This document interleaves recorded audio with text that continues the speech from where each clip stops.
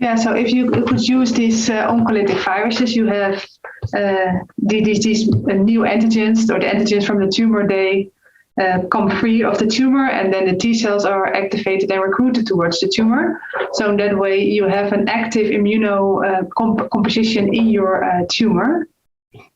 Because in the, what they call it, so-called cold tumors, the prostate cancer is a cold tumor, which they have not many immune cells infiltrated, or there's an immunosuppressive cells present.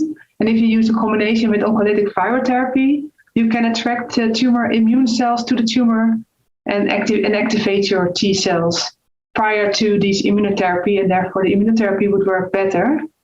But that is the idea of the combination of the oncolytic virotherapy with immune checkpoint inhibition, for example.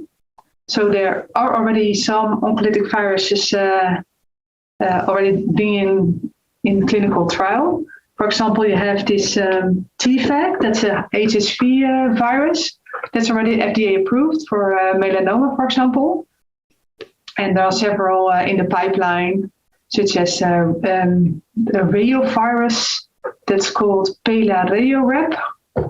And it's also already in some clinical trials, and it's for an orphan status for, I think it was, let me see, what's for malignant gliomas and pancreatic cancer. So it's already an orphan drug status, this Pelareorep.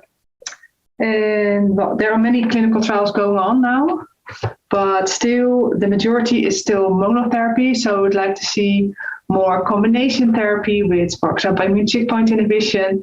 But still 2/3 of the clinical trials that are going on at this moment is monotherapy of oncolytic viruses, just to see safety and direct oncolytic effects.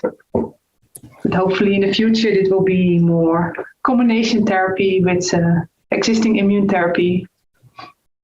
So that's, and also maybe some nice addition to these oncolytic viruses. You have several oncolytic viruses that you can arm, so-called arm.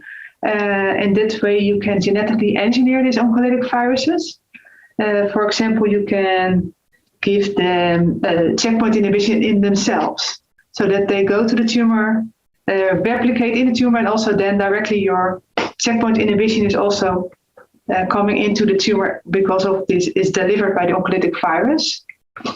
Or you could coat these oncolytic viruses with tumor antigens at the surface, for example. So that also already the dendritic cells could recognize these tumor antigens. While several other things are going on with this arming of these viruses. So it's a really exciting field, but that's still not in a clinical stage yet. But it's in preclinical research, a lot of things are going on with this arming of these viruses.